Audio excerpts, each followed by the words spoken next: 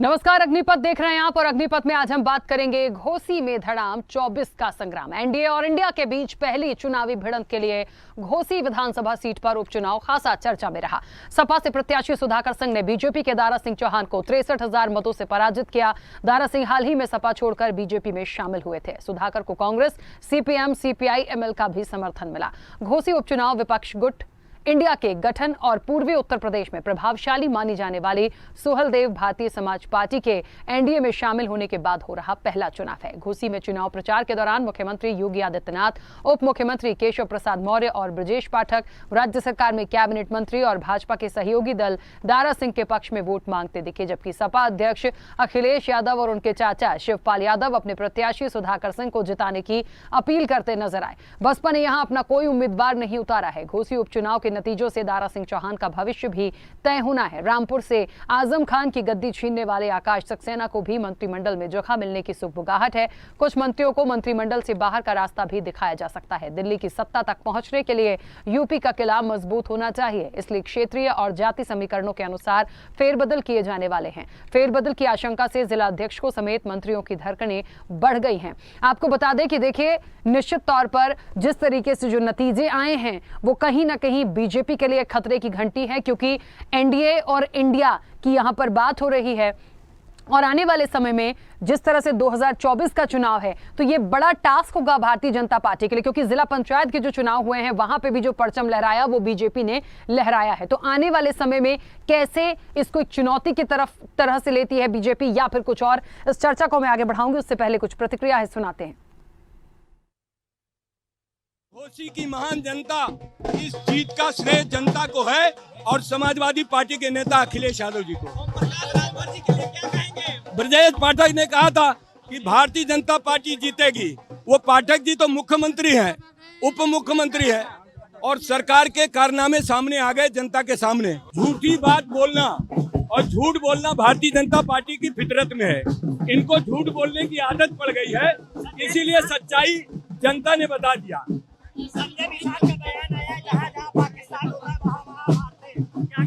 देखिए, सरकार, मुख्यमंत्री, उप मुख्यमंत्री ये बड़े नेता हैं। इन लोगों ने जो दावा किया था मुख्यमंत्री, उप मुख्यमंत्री ने, वो दावा जनता ने इनका साफ कर दिया।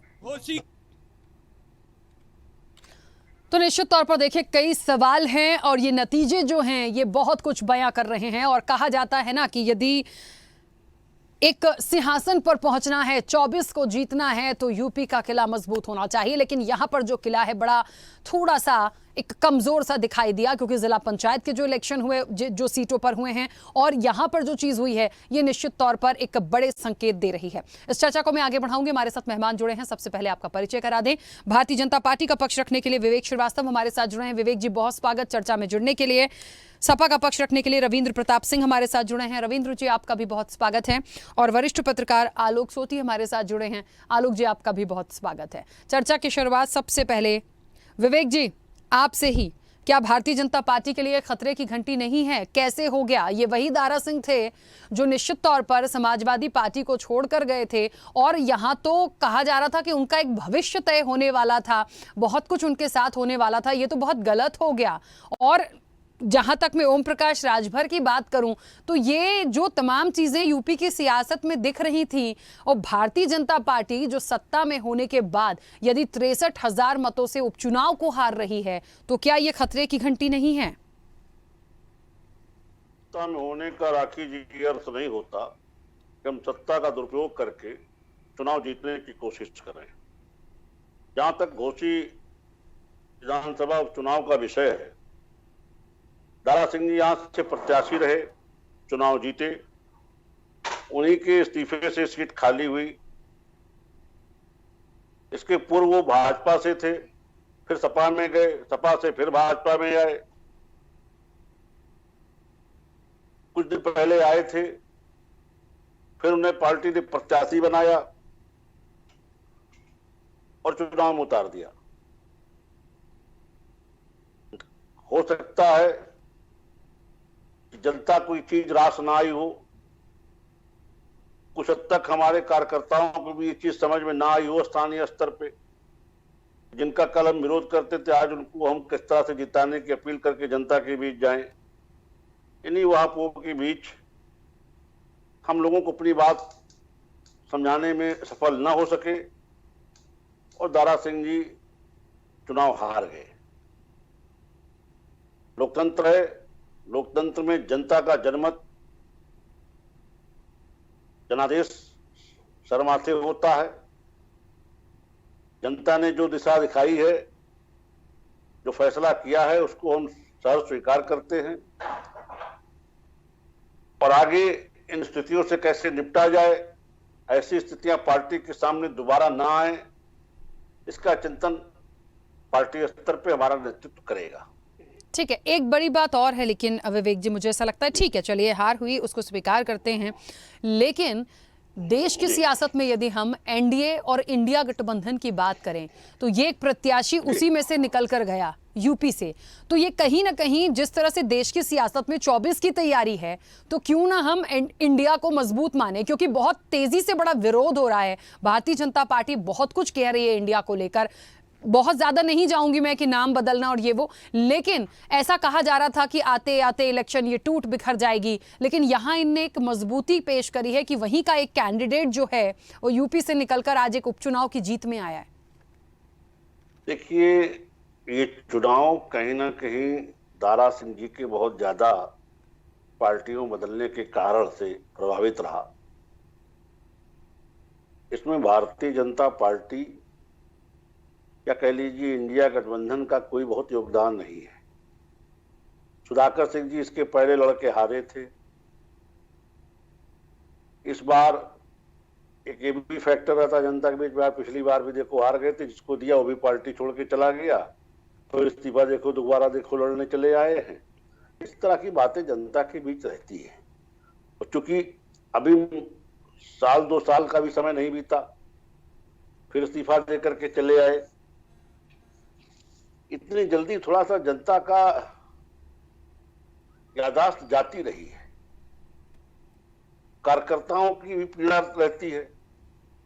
इस तरह से लोग पार्टी छोड़ के गए थे, पार्टी को कोसते हुए गए थे, कार्यकर्ताओं ने किस स्थितियों से अपने आप को वहां संभाला और फिर आज प्रत्याशी बन के चले आए। ठीक है, भारतीय जनता पार्टी का कार्यकर्ता अनुशासित होता है, लगा प्रयास किया गया, कुछ खुद समझने में नाकाम रहा, कुछ लोगों को समझाने में नाकामयाब रहा। जहां तक इंडिया गठबंधन की बात है, इंडिया गठबंधन के जितने दल हैं उनका यहाँ जमीन पे कोई नाम लेने वाला नहीं है। कांग्रेस का यहाँ क्या है? ठीक है, चलिए वापस आऊंगी। रविंद्र प्रताप जी, जीत है, अच्छी बात है, और मेहनत कह लीजिए, बहुत सारी चीजें, बहुत सारा फैक्टर एक इलेक्शन में काम करता है, लेकिन निश्चित तौर पर उपचुनाव में हमेशा देखा गया है कि जीत सत्ताधारी दल की होती आई है, लेकिन ये बड़ा बदलाव देखने को मिला। किस तरह से लेते हैं? बीजेपी तो इसे साफ तौर पर कह रही है कि देखिए ये नहीं, हम सत्ता का दुरुपयोग करना नहीं चाहते हैं या हम इस तरह से इलेक्शन को जीतना नहीं चाहते थे। कहीं ना कहीं दारा सिंह ने जो पार्टी बदली, उस वजह से हो सकता है तमाम चीजें देखने को मिली हैं। माध्यम से घोसी की सम्मानित जनता को और उत्तर प्रदेश की जनता को बधाई देते हैं। दूसरा बधाई मैं देता हूँ इंडिया गठबंधन के सभी कार्यकर्ताओं को जो बूथ लेवल पे रह के बड़ी मेहनत किया। इसका आरंभ किया था माननीय अखिलेश यादव जी ने, फिर इंडिया गठबंधन बना और आज अखिलेश यादव जी ने पहला तोहफा इंडिया गठबंधन को दिया है। इसी के साथ साथ में पूरे भारतवर्ष में हो रहे 7 चुनाव में से 4 सीटें इंडिया गठबंधन को मिली हैं, 3 भारतीय जनता पार्टी को मिली है, वो छोटे राज्य में, 2 त्रिपुरा में, उत्तराखंड में। ये चुनाव ने ये बता दिया है कि जो बीजेपी के मुद्दे थे वो केवल उन्माद तक सीमित थे। ये सीट जो है घोसी की, ये उत्तर प्रदेश की सबसे ज्यादा पासमानदा बाहुल्य सीट है। उन पासमानदा लोगों में अंसारी अर्थात बुनकर लोग सर्वाधिक मात्रा में हैं। उन बुनकर लोगों के लिए कोई भी काम नहीं किया गया, जबकि जब प्रधानमंत्री जी पहली बार चुनाव लड़ने आए थे, दूसरी बार आए थे और अभी करीब 2 महीना पहले आके गए थे, वो बार बार कहते थे कि बुनकरों को हम बड़ी सुविधाएं देंगे और पार्टी को क्वेटों बना देंगे तो यहाँ के बुनकर जो है जर्मनी जाया करेंगे। इस सीट पे सर्वाधिक बुनकर होते हुए उन लोगों ने प्रधानमंत्री मोदी के इस जो कुछ भी उन्होंने झूठा बयानबाजी बहुत लंबे समय तक किया उसका उत्तर दे दिया।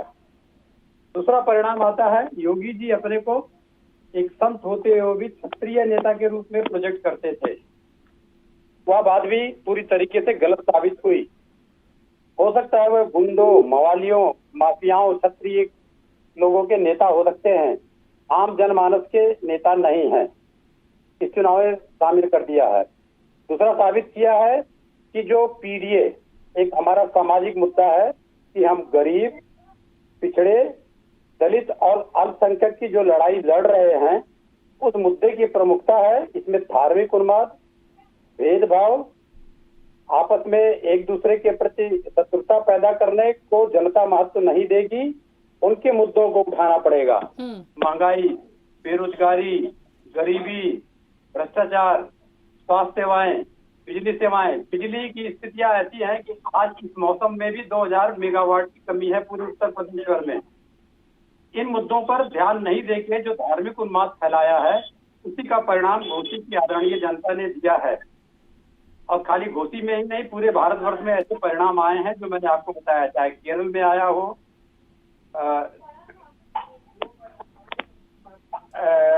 अन्य 3 और राज्यों में आया है। एक केरल में आया है, एक झारखंड में आया है, एक उत्तर प्रदेश में आया है, एक और किसी राज्य में आया है। चारों राज्यों में जो प्रत्याशी जीते हैं इंडिया गठबंधन की, वो ये साबित करता है कि हम मुद्दों को लेके जीतेंगे, नाम बदलने से नहीं जीतेंगे, धार्मिक उन्माद बदलने से नहीं जीतेंगे और धार्मिक भावनाओं को भड़का के नहीं जीत सकते हैं। ठीक है, चलिए। हमारे भाजपा, एक सेकंड बस, हमारे भाजपा ने स्वीकार कर दिया है कि उनका चयन ही गलत रहा है प्रत्याशी का।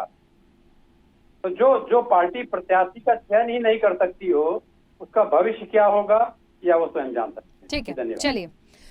आलोक सोती जी, क्योंकि वरिष्ठ पत्रकार हैं, यूपी की सियासत को बहुत अच्छे से समझ रहे हैं, देख रहे हैं, ये उपचुनाव जो है इसको किस तरह से आपने लिया? और निश्चित तौर पर 24 को जहां तक हम देख रहे हैं, जो 24 का संग्राम बाकी है उसमें लड़ाई भी देश की सियासत में एनडीए और इंडिया गठबंधन की हम देख रहे हैं और बड़ा चर्चा में भी हैं ये दोनों ही दल, मुझे लगता है।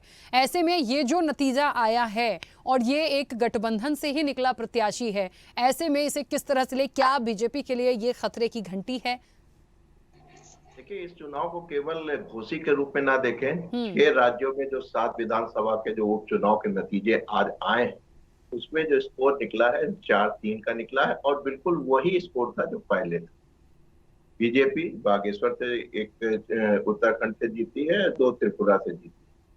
आप अगर देखें तो जो इंडिया गठबंधन है वो 2 जगह लड़ रहा था, एक आपका घोसी में उत्तर प्रदेश में और दूसरा जो है आपका झारखंड के डब्लूपुर में। तो दोनों जगह उसकी विजय हुई है। अगर आप देखें घोसी की सीट जो है 2022 में भी सपा के पास और इस बार भी सपा के पास आई है। और एक बात इसमें ध्यान से देखने वाली है कि बहुत अच्छा मार्जिन है, 63,000 वोट का मार्जिन विधानसभा में प्राप्त करना, ये एक बड़ा महत्वपूर्ण मापदंड होता है। तो ऐसे में जो देखा गया है कि जो इंडिया गठबंधन है, ठीक है पहले सपा के पास थी लेकिन लड़ तो इंडिया गठबंधन रहा था, लेकिन उसका नतीजा जो है काफी पॉजिटिवली आपको देखने को मिला कि वोटों का कितना अंतर आपको हार जीत में देखने को मिला। हाँ, उनके जो एनडीए है, जिसको आप कह सकते हैं बीजेपी लेड एनडीए है, उससे कुछ कमियां खामियां रह गई होंगी, लेकिन आपको मार्जिन जो विक्ट्री मार्जिन है उस पर आपको ध्यान देना पड़ेगा कि जब गठबंधन नहीं था तब सपा कितनी वोट से जीती, आज गठबंधन है तो सपा कितने वोट से जीती है। तो इससे आप कुछ निष्कर्ष निकाल सकते हैं कि अगर ये गठबंधन मजबूती के साथ 2024 में रहा तो बीजेपी के लिए जरूर ही कोई ना कोई मुसीबत की घंटी जरूर बचा सकता है। तो ये बीजेपी के रणनीतिकारों को, विशेषकर जो दिल्ली में बैठे हैं, जो ये नहीं समझ पा रहे कि उत्तर प्रदेश की जो राजनीति है वो कैंडिडेट या पार्टी बेस नहीं है, वो दोनों का मिक्सचर है। आपका कैंडिडेट और पार्टी दोनों का मिक्सचर है। अगर दोनों बैलेंस है, कैंडिडेट भी अच्छा है, वो पार्टी भी मजबूती से लड़ रही है, तब आप कुछ कह सकते हैं। अगर इसमें एक भी चीज आपसे उलटफेर हो गई, कोई कमी हो गई, तो आप देख सकते हैं कि विक्ट्री मार्जिन कितना ज्यादा हो सकता है।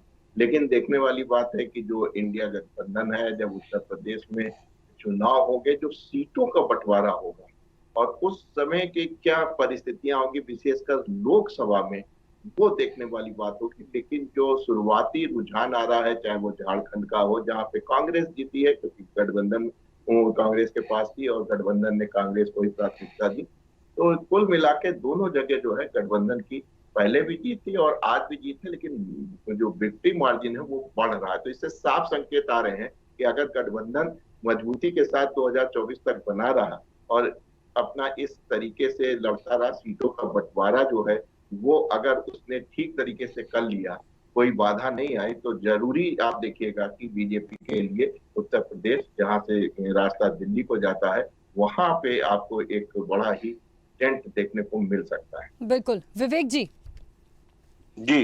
क्या रणनीति बनाएंगे इसके लिए, किस तरह से करेंगे? देखिए, सिर्फ ये मान लेने से कि हाँ हार को हम स्वीकार करते हैं, ऐसे नहीं है। जैसा कि अभी आलोक जी भी कह रहे थे कि हम एनडीए और इंडिया गठबंधन, हम देश की सियासत तक जाएं, क्योंकि यूपी का किला मजबूत होगा तब तो जाके हम कहते हैं ना कि तमाम चीज़ों को जीत पाएंगे, क्योंकि 24 अभी पूरा ही बाकी है और यहीं से तमाम चीज़ें तय होनी है। तो उसके लिए बड़ा महत्वपूर्ण हो गया है कि अभी हम किसी भी गठबंधन को, या किसी भी, आप उसे छोटी हार कह लीजिए या कुछ भी कह लीजिए, आपके मत से, क्योंकि छोटी हार तो नहीं है, उसके मत से क्या एक तैयारी है? सिर्फ कह देने मात्र से नहीं होगा, इसको बड़ा गंभीरता से लेने की जरूरत है।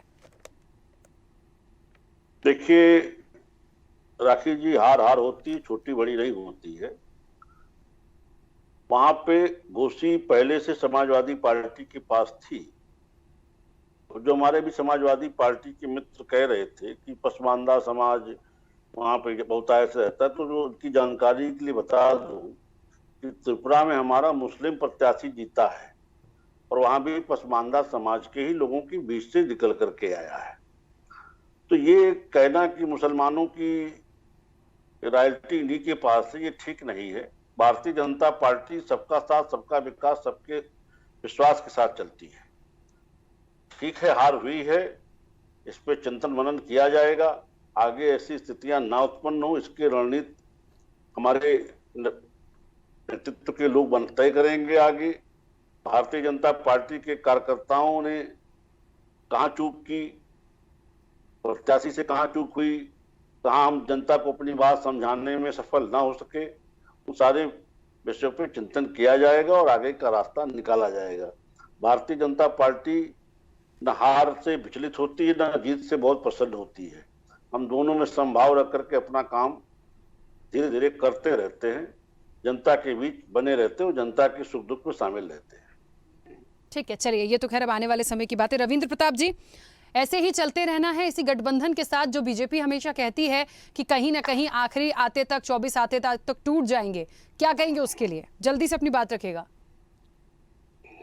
ये एक सीरीज में लगातार 8वीं हार है भारतीय जनता पार्टी की। इस हार की शुरुआत हुई थी चंडीगढ़ निकाय चुनाव से, उसके बाद से लगातार हारते चले गए। एक जीत मिली है केवल गुजरात में उनको बस, और इसी कारण से चाहे इनके प्रत्याशी गलत चुने गए हों, चाहे इनके पास अहंकार हो, चाहे जन कल्याणकारी मुद्दों को ध्यान में नहीं देख के धार्मिक अंधता पे करते हों, ये 22 राज्य से घट के मात्र 6 राज्यों तक सीमित हो गए हैं, 2 बड़े राज्य हैं।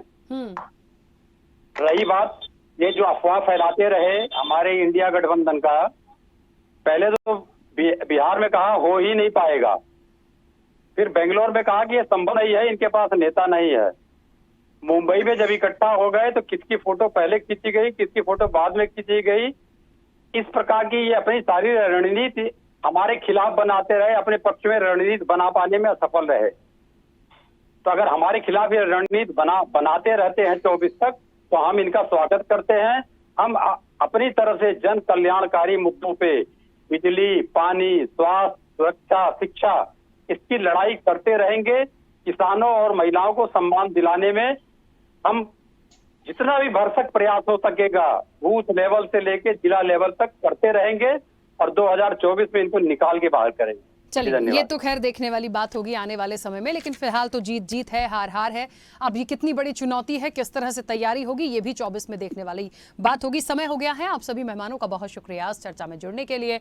घोसी में धड़ाम 24 का संग्राम है, तैयारी तो है देखिए, क्योंकि गठबंधन से निकला हुआ प्रत्याशी आज जीत कर आया है और उस जगह पे जहां पर भारतीय जनता पार्टी की सरकार है और उपचुनाव में बड़ी हार का सामना करना पड़ा है, तो निश्चित तौर पर यह मंथन का विषय है बीजेपी के लिए।